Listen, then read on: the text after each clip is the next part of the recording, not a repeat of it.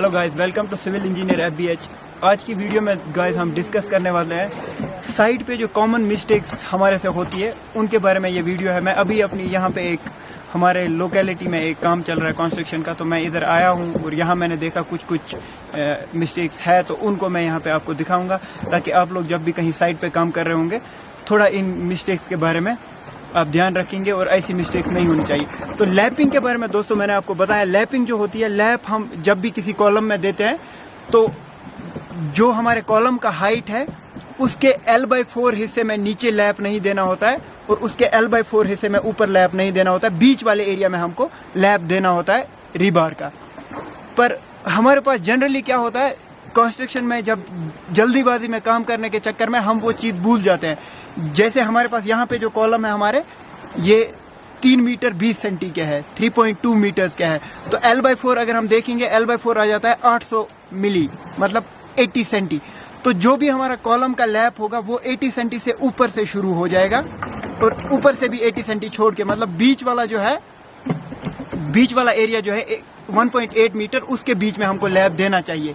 पर एक्चुअल में हमारी साइट पे क्या सिचुएशन हो गई है, कुछ लैप्स हमारे ऊपर रह गए हैं, ठीक ठाक रह गए, और कुछ लैब्स में कुछ प्रॉब्लम हो गई है। वही मैं आपको दिखाने वाला हूँ।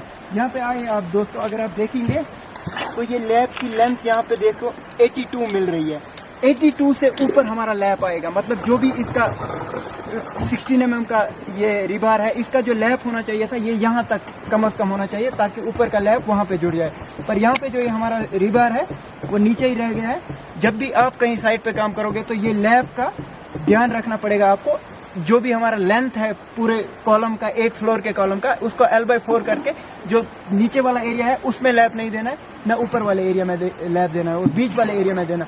दूसरी बात जो होती है, हमारा जो रिबार है वो ऑल्टरनेट होना चाहिए, मतलब एक स्टील का यहाँ पे लैप आएगा, दूसरा इससे ऊपर होना चाहिए, यहाँ लैप आना चाहिए। तो यहाँ पे इनने अल्टरनेट का ध्यान तो रखा हुआ है।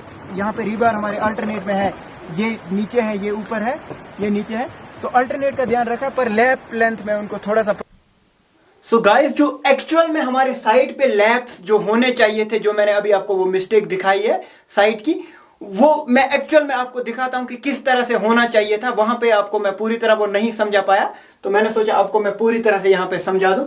तो ये मैंने वो कॉलम लिया हुआ है, इस कॉलम की मैंने हाइट जो है L यानी लेंथ इसकी, या हाइट हम कह सकते हैं 3200, 3 मीटर 20 सेंटी, जो वहां पे हमने आपको बताया था कि इतनी थी।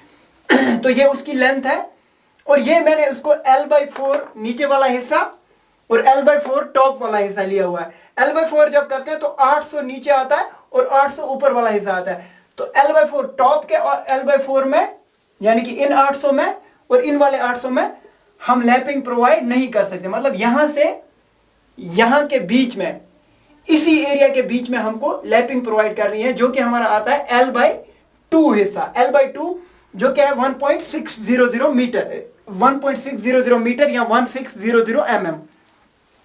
तो सिर्फ इस एरिया में दोस्तों हम लैपिंग प्रोवाइड कर सकते हैं। मैंने आपको वहां पे कहा कि जो हमारा जो रिइंफोर्समेंट है, इसका डाया हमारे पास वहां था 16 mm। तो मैंने यहां पे जनरल लिया हुआ है। अगर हम जनरल 16 mm के डाया के रिबार के लिए 45D का लैप प्रोवाइड करें तो 45 मल्टीप्लाइड बाई 16 जो है वो हो जाता है 720। तो 720 का हमारा लैप आना चाहिए। और मैंने आपको यह भी बताया था कि लैप हमारे अल्टरनेट होते हैं। अल्टरनेट होने का मतलब क्या हुआ, यहां पे हमारा पहला जो बॉटम से रिबार आ रहा है, नीचे वाले फ्लोर से रिबार आ रहा है, वो एक यहां पे रुकना चाहिए, दूसरा ऊपर जाके रुकना चाहिए, तीसरा यहां पे, चौथा यहां पे, पांचवा यहां पे, छठा यहां पे, सातवां यहां पे, एंड सो ऑन। मतलब इसी को हम अल्टरनेट कहते हैं। एक लैप यहां रुकना चाहिए, मतलब जब ये यहां पे रुकेगा तो इसकी लैपिंग इस एरिया में आ जाएगी, ये यहां पे रुकेगा तो इसकी लैपिंग ऊपर वाले एरिया में हो जाएगी। तो हम क्या करते हैं दोस्तों, जो ही हमारा जो रिबार है वो एक्चुअल में हमारा इस L/4 जोन से एटलीस्ट 720 mm ऊपर तक होना चाहिए था, जो कि वहां पे हमारी साइड पे नहीं था। वहां पे सिर्फ 882 था, यहां तक की था, वो यहां तक होना चाहिए था, ताकि जो हमारा टॉप का रिबार आता वो यहां से यहां तक L/4 डिस्टेंस से ऊपर 720 mm का लैप इसके साथ बना लेता और हमारी लैपिंग की जो कंडीशन है, जो हमारे कोड के हिसाब से प्रोवाइड की गई है, वो हमारी यहाँ पे फुलफिल हो जाती। और अगला लैब जो कि वहां पे थे एक्चुअल में साइड पे ऊपर तक थे, तो उसमें हम वहां पे कर सकते हैं सीधा यहां से एक और लैब डाल के ये 720 mm यहाँ पे ले सकते हैं। तो दोस्तों ये आपको समझ आ गया, ये ऐसे हमें एक्चुअल में साइट पे लैब प्रोवाइड करने चाहिए थे, लेकिन वहां पे नहीं प्रोवाइड किए हुए थे, तो इसलिए मैंने सोचा आपको यहां पे मैं ये दिखा दूं। Thank you. जब भी आप कहीं साइट पे काम करोगे तो लैप लेंथ का ध्यान रखना चाहिए, क्योंकि लैप लेंथ जो होती है वो मोस्टली आपके जब अर्थक्वेक्स आते हैं या कोई भी सिस्मिक वेव या हॉरिजॉन्टल वेव्स कोई भी आती है, या कभी कहीं पे फ्लड्स आते हैं, तो उनकी वजह से उस टाइम पे कॉलम को डिसलोकेट कर देती है।